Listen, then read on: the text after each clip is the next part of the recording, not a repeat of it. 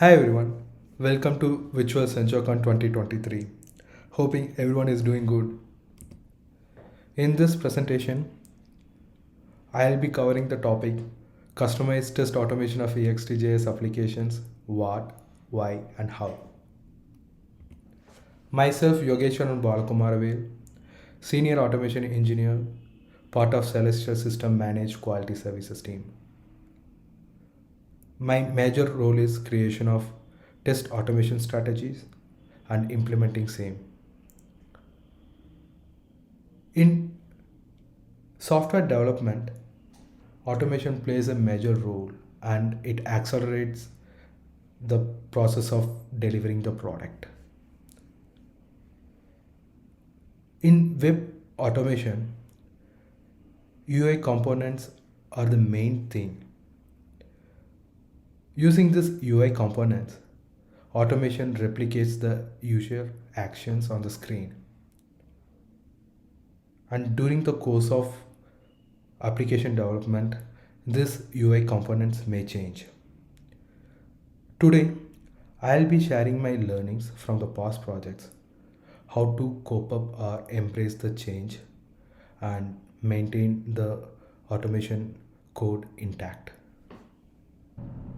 Below are the topics I'll be discussing in today's presentation. Automation overview. What is automation?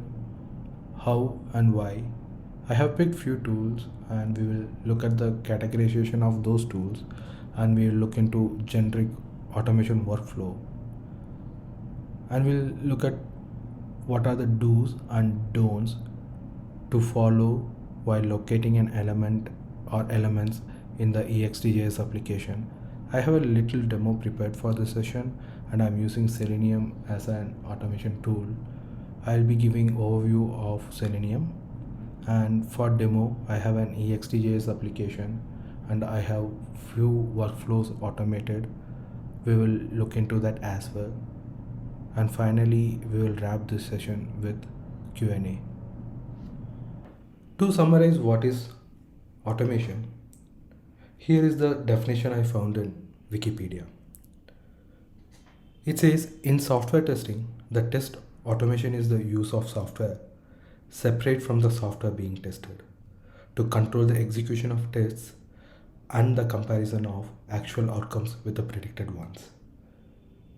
Basically, it's tool against another tool with set of known outcomes, and these expectations or outcome set by us is compared during the execution of automation scripts. This comparison decides the outcome of our tests, nothing but whether the tests are pass or fail and whether it's a go or no go. Let's have a look at automation testing lifecycle. Testing lifecycle involves various stages and it starts with decision to automate. Here, we will validate our application whether it's a right fit for automation, and we consider various factors like lifetime of our application, how vast is our application, test case quantity, and the frequency of our regression cycle. Once we decide to automate, we move on to the next stage, feasibility study. Here, we consider multiple automation tools and validate against our application under test. We'll verify how far it is capable of capturing the UI element and play around with it. Once we done the study, we move on to the tool selection. So now we have multiple tools and we did a decent study. Now we will consider the cost involved. If it is a paid tool, what is the procuring cost and what is the scalability of each tool, what the support we get from the community, and what are the languages support, what are the platform it supports like Mac, Windows, or what are the OS it supports. Say if you are considering mobile, iOS or Android. Once we decide the tool, we will go ahead with the scope of automation testing. Here we will define the scope, like what are the test case we need to automate, what is the entry and exit criteria, and what are the functionalities we need to focus on. We will talk in detail in upcoming slides, and we move on with the plan, design and development stage. Here, say we already have a framework, automation framework. We'll check whether we can reuse the same framework for our application. If we don't have any, then we will be building it from the scratch.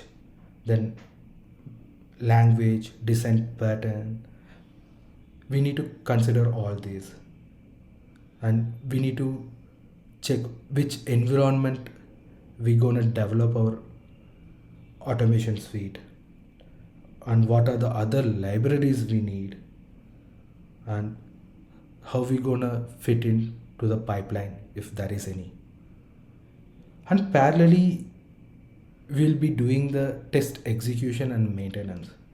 Say our framework is set and we have a couple of test cases, so we start to execute it. We will check the stability and how accurate the results are.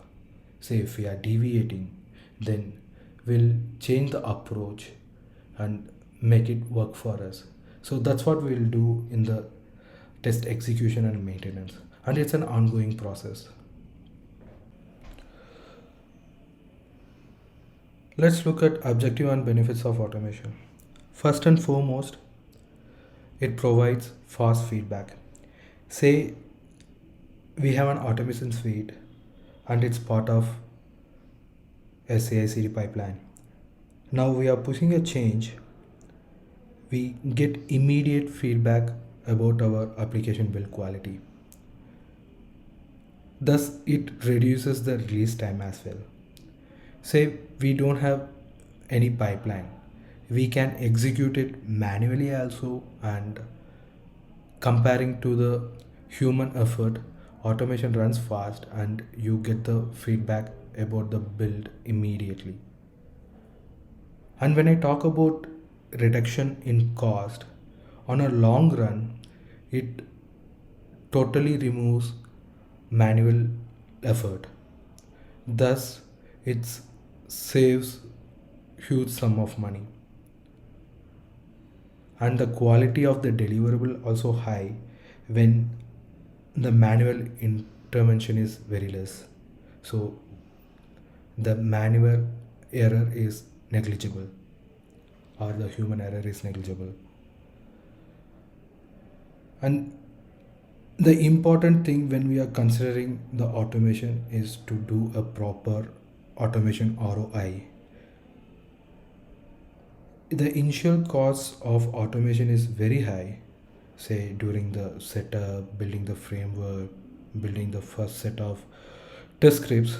Yeah, the cost is very high, but on the long run, the costs are negligible. When to start automation? Below are the minimal criteria to be considered. Say we are having a regression suite, and make sure that it is consistently passing with 100% results.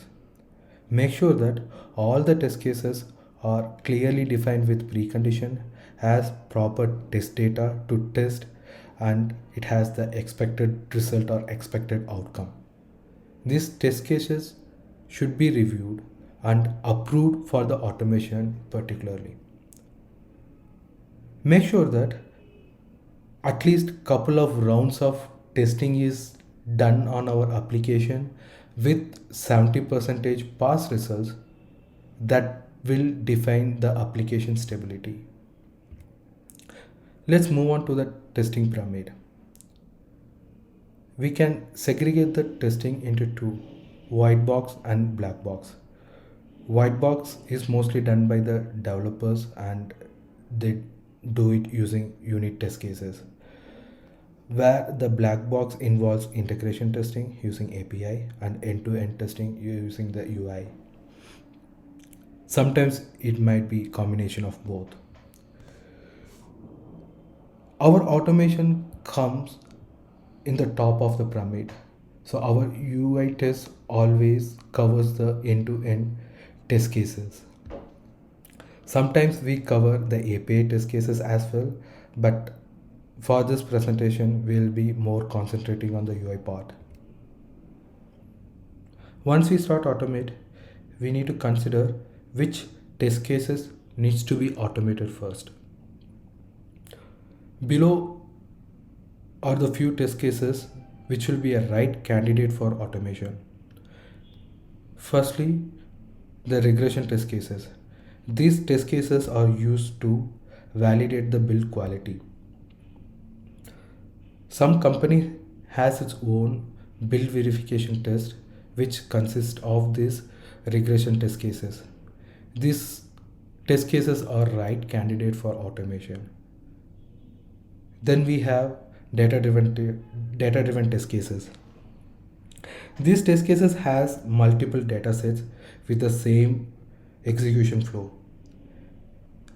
Basically, this will have repetitive steps. We can automate these test cases, which reduces the manual effort.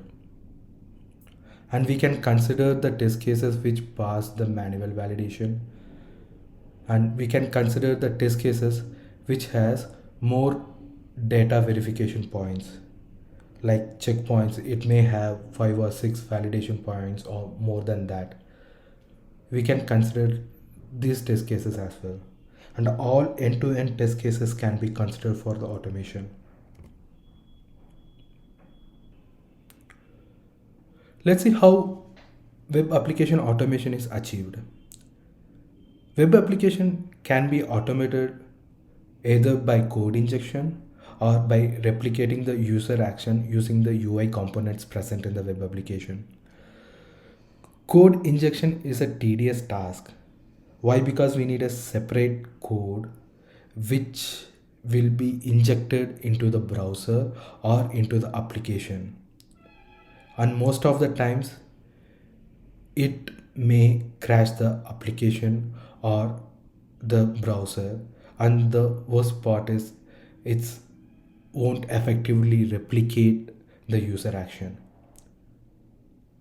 Because of this, the later one became an industry standard. Automating the UI component, first we should be able to locate the UI component using the automation tool perfectly. Once we are able to locate the element using the automation tool, we should be able to command over the element. So this is how the web automation is achieved. And as I said earlier in the feasibility study, not all the automation tools and applications go well with each other. Some may work, some may not work. So in that case, we need to look for a better automation tool. When we are talking about the automation tool, below are the points which needs to be considered when selecting a tool. First thing is compatibility. Say our application runs across multiple platforms or multiple OS. Say it works on both mobile, tab and desktop. So our automation tool should be able to work on all these three platforms or the examples. If we are picking automation tool for each platform, that's not a cost effective one. And scalability. Our automation tool should be scalable for the new changes. Say, when I say changes, it's not about the application. Let's say we are planning for a new pipeline. You should be able to fit in the pipeline. And the third point, maintenance. There should not be much changes or much upgradation should be there to the automation tool. Else we need to stick to the particular version which won't be viable for a long run. And we need to consider the support and the reporting factor of the automation tool. Some automation tool has huge supporting community, where some very popular automation tool doesn't have that much support community or results on the Google. We need to consider about the cost.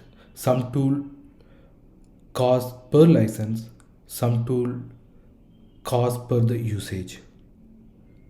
And adaptability. There are few tools which are very niche and it cannot be picked up easily, and the learning curve will be very high and getting resources will be very rare. So we need to consider all these things while selecting a tool. These are the few automation tools which I have handpicked and can be categorized under different factors. Few tools are based upon development methodology like behavior driven development. These can be used when we are adapting the BDD approach. For example, we can use Cucumber, JBehave, Fitnessy. And there are few tools which are open source and can be cost effective. And these tools can be tailored according to our automation development need, like Selenium, APM, Jasmine. And there are few more tools which support different languages like Java, Python, C Sharp, JavaScript, and the code can be written in any language and it can be matched with our development code as well. I mean the language which we use for development. For example, we can count upon again on Cucumber, Selenium, APM, and there are few proprietary tools, which means we need to pay for the license to use those tools, like QF Test, RunnerX, Test Complete, and these licenses may depends on individual license or as a whole, and few are targeted for particular JavaScript framework. I mean the UI components like Angular, Protractor, Jest. Few works on different platforms as well, like Selenium, which can be used on both iOS, Windows, and even on Linux. And even we can use RunnerX on multiple platforms. And there are few tools which are targeted to a particular platform or particular application like APM, Robotium. Let's move on to the next slide. Let's have a look how the test cases are scripted. First, we will identify the elements which are part of the test case, and we will locate those elements using any one of the location strategy supported by the tool. Some tools basically use class, ID, attributes. Some tools we can write XPaths as well.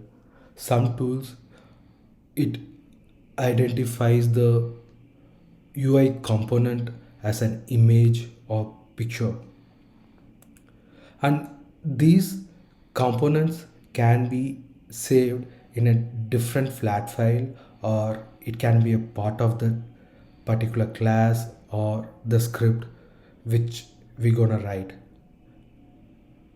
Use these locators as part of the functions. That means we can write a function around this locator, or we can write a generic function and we can pass these locators as parameters to it and add the next step is adding a necessary weight, and this weight can depend upon the element or specific to the element, or the weight can be applied overall the script and integrate the script with the test suite or to the framework. Few basic rules to follow when creating a function or a method. Make sure that the function is reusable and it is independent. And when we are creating a locator, make sure there is a single copy and most of the functions refers to that particular locator. When there is a change in the element, so we need to make changes in only one place, or else the changes needs to be done wherever the locator copy is there. Let's move on to the next slide. How to identify the elements in Ext JS application. Below are the few pointers which can be helpful to successfully identify each element in the Ext JS application, and it will make sure the locators are highly efficient in locating the elements until there is a drastic change in the element array or in the DOM structure.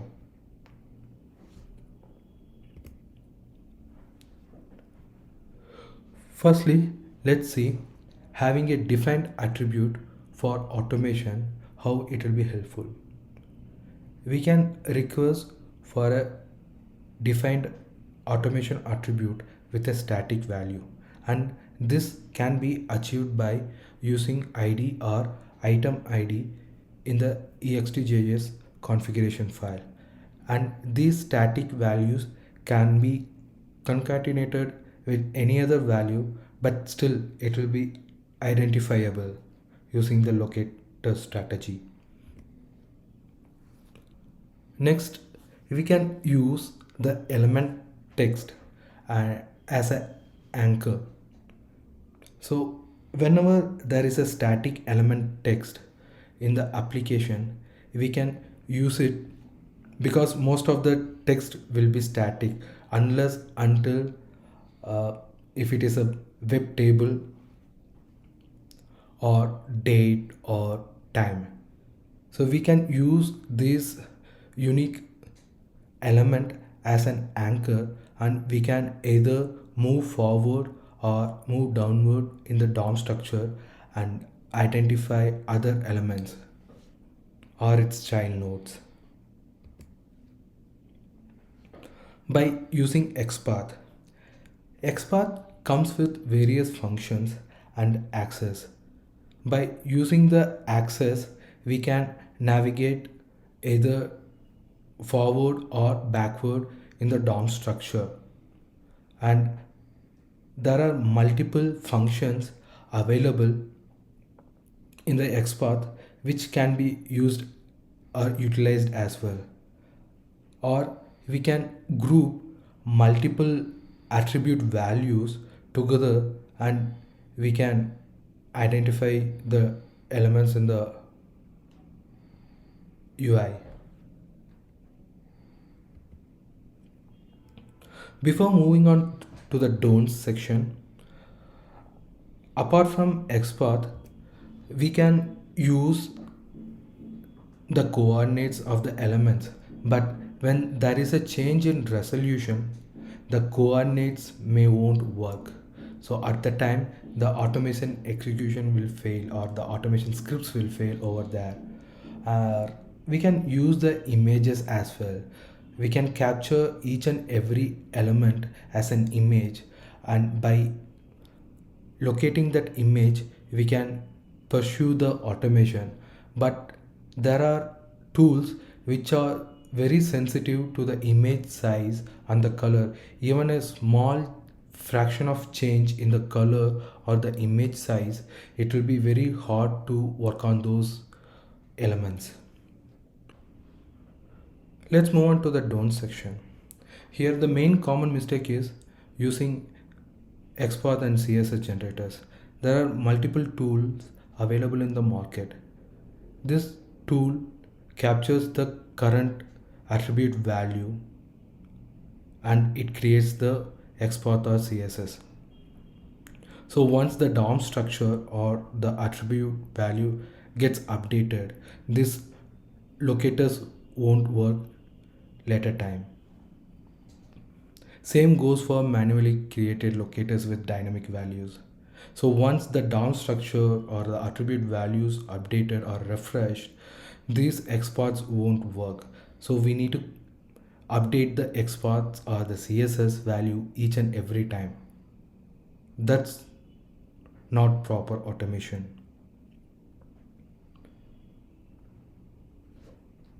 And the last, avoid using single attributes while creating locators. So when we are using single attributes, there is, even though it's static, there is a high chance it may change later. What we can do is identifying more than one attribute value and clubbing those can give some solid XPath or CSS locators.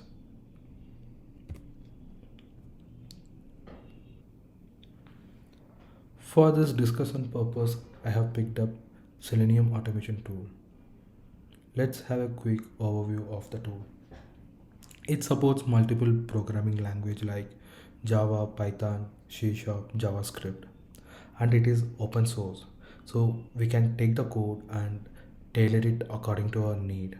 It supports multiple platforms like iOS, Windows, and Linux, and it supports multiple browsers as well.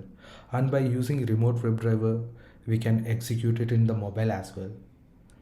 When we couple it with different programming language like say Java, we can create multiple frameworks, and again we can tailor it, and we can scale it with different libraries like Maven, TestNG, and we can attach it to a pipeline.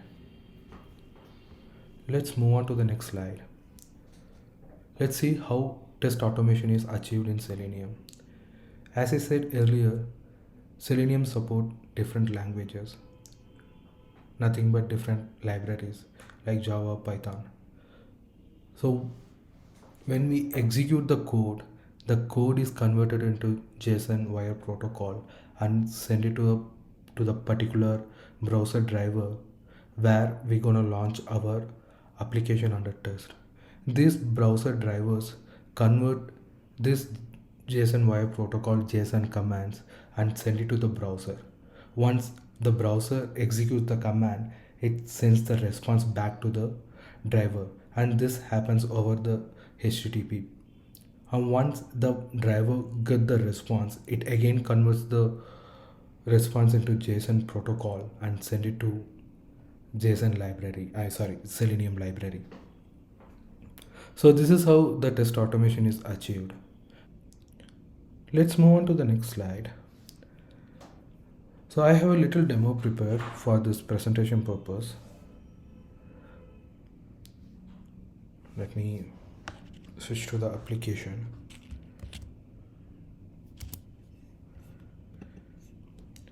This is the application called Hire My Team, developed by Celestial Systems for hiring purpose.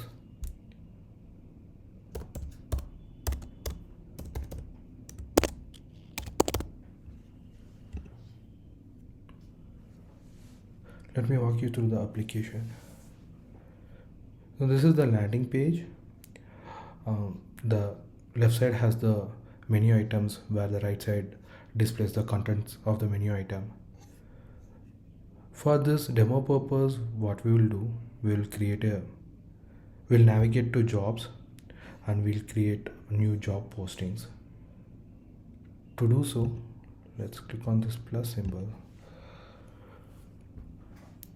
So these are the mandatory fields which we need to fill. Let's split this into two scenarios. One is the positive and the other one is the negative. For the negative scenario, I'll be leaving few mandatory fields empty and I'll be clicking on save. And for the positive flow, we're just gonna enter all the mandatory fields and click on save. First, let's have a look at the negative flow. Let me fill in some basic details over here. Work location anywhere in India, job title senior software engineer, ID 12345, positions 3, due date let us take like end of this month. So when I click on save, the mandatory fields will pop up with red color and we'll get this ribbon saying please fill mandatory fields. And this is one scenario, and the next scenario is we will fill in all the details.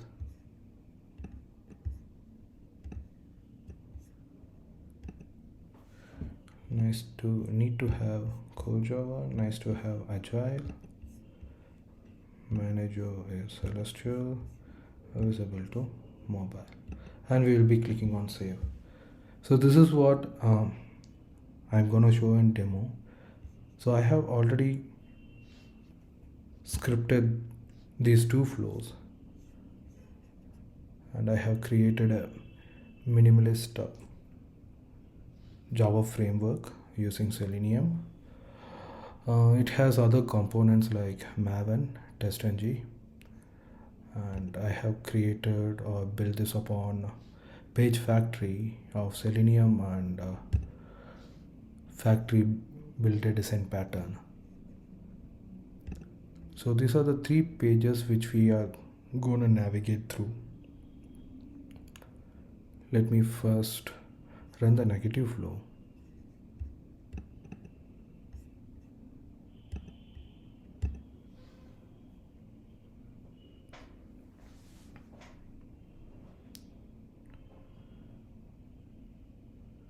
It takes a couple of minutes to load. So once we log in, we validating whether we are on the right page. After that, we are navigating to the jobs. Let's wait.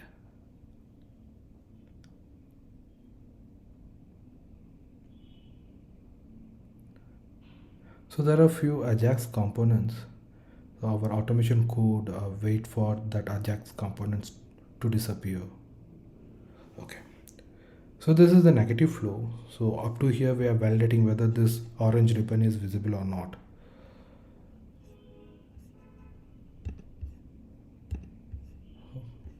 Purposefully I didn't log out, or I scripted the logout action. So this is the positive flow. Let me run this guy.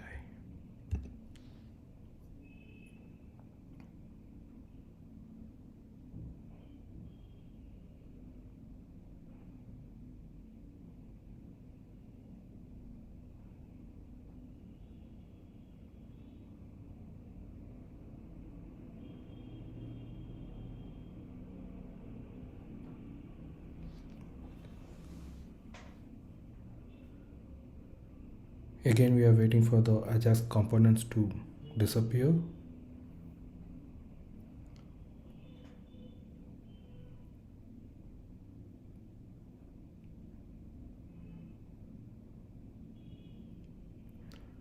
Fill in all the details and click on save. Yeah.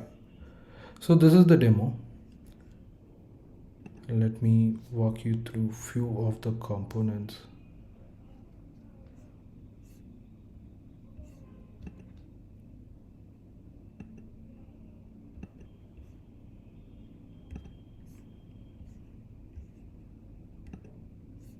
Let's take a look at these menu items. So if you see,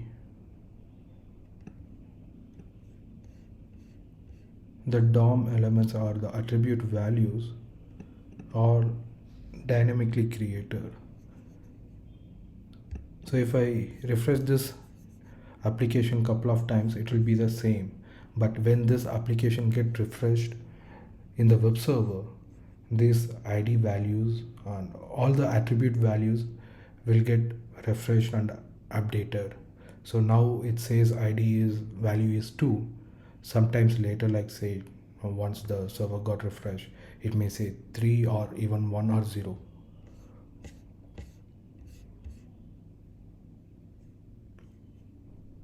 Here the development team, for automation purpose, they have given a static attribute with static value attribute with static value.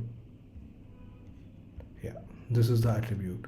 If you see rm-id left tree panel, so this attribute helps me a lot to automate this application. Let me walk you through the landing page.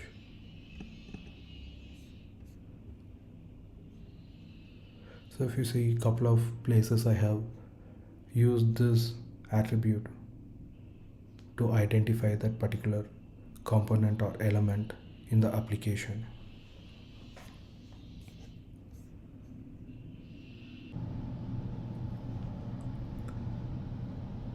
And when writing XPath, so we can consider these static text elements as well.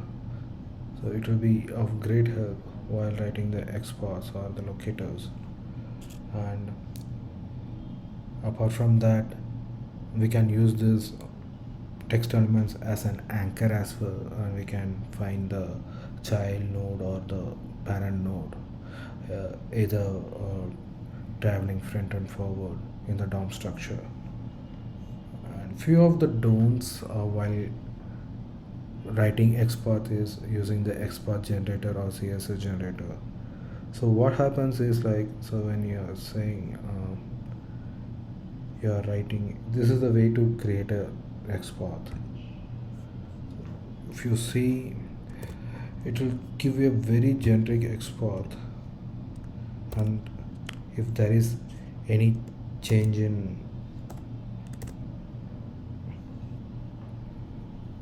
this ID, say the web server is getting refreshed, the whole application is getting refreshed, so this numeric value may change to any other value.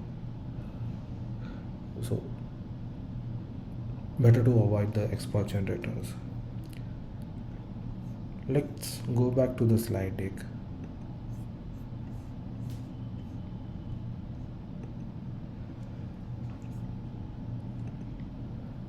Once again, let's see what are the advantages of automation. So as I showcased, Ext JS application can be automated. It's not like we cannot automate. It can be automated following a few do's and don'ts. And say we are having a huge enterprise application which is built on Ext JS. There are so many advantages we get out of it using automation, like getting a fast feedback. Say, as I said earlier, our automation is plugged in a pipeline, so once the code is pushed, we will immediately get the feedback, like how the quality of build is. Apart from that, cost of testing, say we are running a number of regression cycles per year for our application. So once we create this automation suite, so it reduces the manual labor over there. In that wise, it will reduce the cost of testing, and the release time also, like, will be decreased for each and every release. And quality of the deliverable, so during the automation there is no space for manual error. And say we are having a application which is having multiple modules and high critical modules, by using automation the quality will be same each and every time when our tests are getting executed.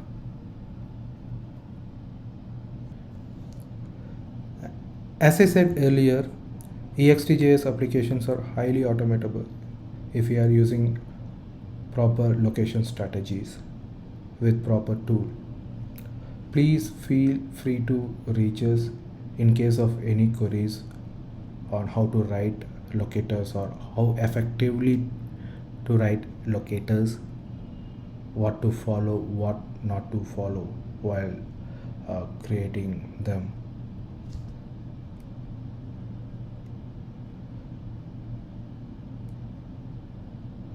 And that's my time. Let's open up for Q&A. Thank you everyone.